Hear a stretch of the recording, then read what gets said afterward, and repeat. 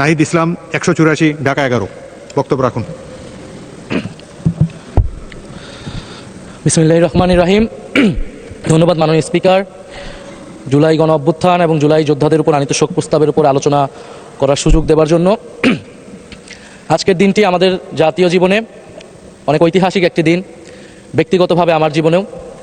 2024 সালের 5ই আগস্ট তথা 36শে জুলাই শাহবাগ থেকে ছাত্র জনতার মিছিল নিয়ে আমি এবং আমার সহযোদ্ধারা এই জাতীয় সংসদের প্রাঙ্গণে আমরা এসেছিলাম। ছাত্র জনতাকে সাথে নিয়ে ফ্যাসিস্ট মুক্ত করেছিলাম এই মহান জাতীয় সংসদকে। সেই দিন আমাদের ভূমিকা ছিল বৈপ্লবিক। আজকে একটা ভিন্ন প্রেক্ষাপটে গণতান্ত্রিকভাবে নির্বাচিত হয়ে আজকের এই মহান জাতীয় সংসদে কথা বলতে পারছি, সেজন্য মহান আল্লাহ তাআলার কাছে এবং জুলাই গণ অভ্যুত্থানের সকল শহীদদের কাছে কৃতজ্ঞতা প্রকাশ করছি। মাননীয় স্পিকার, হাজারো শহীদের রক্ত মালানো আর অসংখ্য আহত পঙ্গু দেশপ্রেমিকের সর্বস্ব ত্যাগ করা মহান গণ অভ্যুত্থানের ফসল এই সংসদের অভিভাবক হিসেবে নির্বাচিত হয়ে আপনাকে অভিনন্দন জানাচ্ছি। মাননীয় সংসদ নেতা, মাননীয় বিরোধী দলীয় নেতা এবং মাননীয় বিরোধী দলীয় উপনেতা এবং সকল মাননীয় সংসদ সদস্যদেরও অভিনন্দন জানাই। আমি শ্রদ্ধার সাথে স্মরণ করছি আমার সেই ভাই বোনদের যারা নিজের বুক বুলেটের সামনে উন্মুক্ত করে দিয়ে আমাদের আবারও স্বাধীন করে নিজেরা স্মৃতি হয়ে গিয়েছেন। আমরা তাদের শাহাদাত কবুলের জন্য মহান আল্লাহর কাছে দোয়া করছি। একই সাথে আহত ও পঙ্গু জুলাই যোদ্ধা ভাই বোনদের প্রতি আমার সবটুকু আবেগ, শ্রদ্ধা আর ভালোবাসা দিয়ে কৃতজ্ঞতা জানাচ্ছি। তাদের সুস্থতা কামনা করছি। তাদের অমূল্য জীবন, রক্ত আর অপরিসীম ত্যাগের ফলে আমরা আজ সংসদ সদস্য। 24-এর গণ অভ্যুত্থানের বৈষম্য বিরোধী ছাত্র আন্দোলনের নেতৃত্বে অংশ নিয়েছিল ছাত্র, শ্রমিক, কৃষক, শিক্ষক, অভিভাবক, সাংস্কৃতিক কর্মী, আলেম সমাজ, তরুণ সেনা অফিসার ও সৈনিকগণ ও প্রবাসী বাংলাদেশি ভাই ও বোনেরা। অভ্যুত্থানে গুরুত্বপূর্ণ ভূমিকা রেখেছে আমাদের নারী সমাজ, সামনে থেকে নেতৃত্ব দিয়েছে ও নির্যাতিত হয়েছে। আন্দোলনে প্রাইভেট বিশ্ববিদ্যালয়, মাদ্রাসা ও স্কুল কলেজের ছাত্রছাত্রীদের ভূমিকা ছিল তাৎপর্যপূর্ণ। গণ অভ্যুত্থানে ভ্যানগার্ডের ভূমিকা ছিল ফ্যাসিবাদ বিরোধী রাজনৈতিক দলের নেতাকর্মীরা।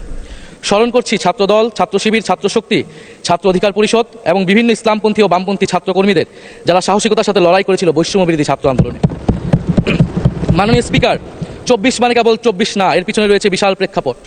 আমি স্মরণ করছি 47-এর আজাদির লড়াই, 71-এর মহান মুক্তিযুদ্ধ এবং 24-এর ছাত্র জনতার গণ অভ্যুত্থান এবং সকল জাতীয় শহীদকে। এ সকল ঐতিহাসিক জাতীয় সংগ্রামের ধারাবাহিকতায় আজকের বাংলাদেশ গৌরব নিয়ে দাঁড়িয়ে আছে।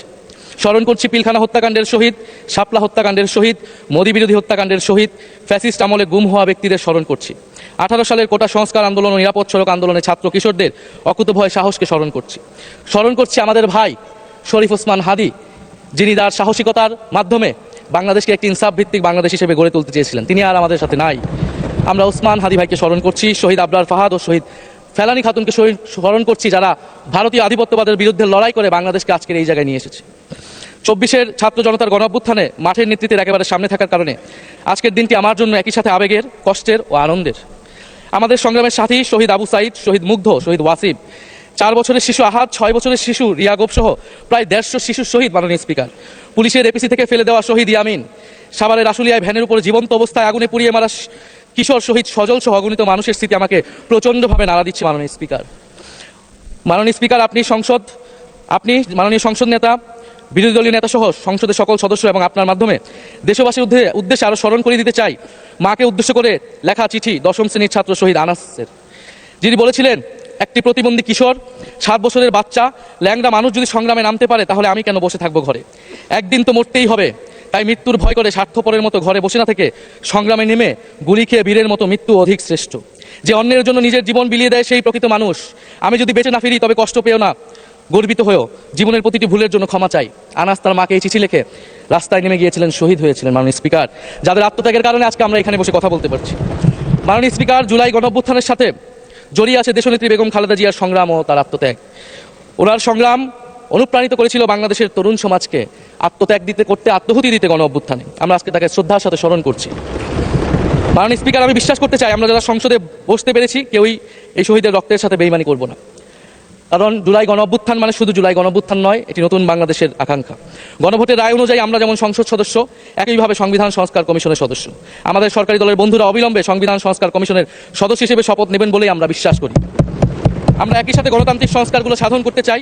70% মানুষ গণভোটে তাদের রায় জানিয়ে দিয়েছে মাননীয় স্পিকার। গণতন্ত্রে জনতার রায় সার্বভৌম, তার উপর কোনো আইন বা বিধান চলতে পারে না। মাননীয় স্পিকার, আমরা বিচার চাই, জুলাই গণহত্যার বিচার চাই, শরীফ ওসমান হাদি হত্যার বিচার চাই, গুম খুনের বিচার চাই, বিগত সময়ে হওয়া লুটপাট এবং দুর্নীতির বিচার চাই। জুলাই মানেই নতুন বন্দোবস্ত, গণতান্ত্রিক অন্তর্ভুক্তিমূলক বৈশ্যমহীন দেশ। জুলাই মানে আধিপত্যবাদ মুক্ত ফ্যাসিস্ট মুক্ত দেশ। জুলাই মানে মানবিক মর্যাদা ও দায় ও দরদের বাংলাদেশ। মাননীয় স্পিকার, আমি শেষ করবো একটি কথা বলেই। আজকে সবাই এক বাক্যে স্বীকার করে নিয়েছেন যে জুলাই গণঅভ্যুত্থানের শহীদদের কারণে আমরা এই মহান সংসদে বসতে পেরেছি এবং এই মহান সংসদে আমরা সকলেই ফ্যাসিবাদ মুক্ত, ফ্যাসিবাদ বিরোধী লড়াইয়ের সৈনিকেরা এখানে আসিছি। আপনার প্রতি নিবেদন থাকবে, কোনো ফ্যাসিস্ট তার দোসর যাতে আজকের এই মহান সংসদে বক্তব্য দিয়ে সংসদকে কলুষিত করতে না পারে। আমরা ফ্যাসিস্ট মুক্ত, আমরা ফ্যাসিবাদের দোসর মুক্ত জাতীয় সংসদ চাই। মাননীয় স্পিকার, আপনাকে ধন্যবাদ। ইনকিলাব জিন্দাবাদ। ধন্যবাদ মাননীয় বিরোধী দলীয় চিফ হুইপ। এবার আমি আহ্বান জানাবো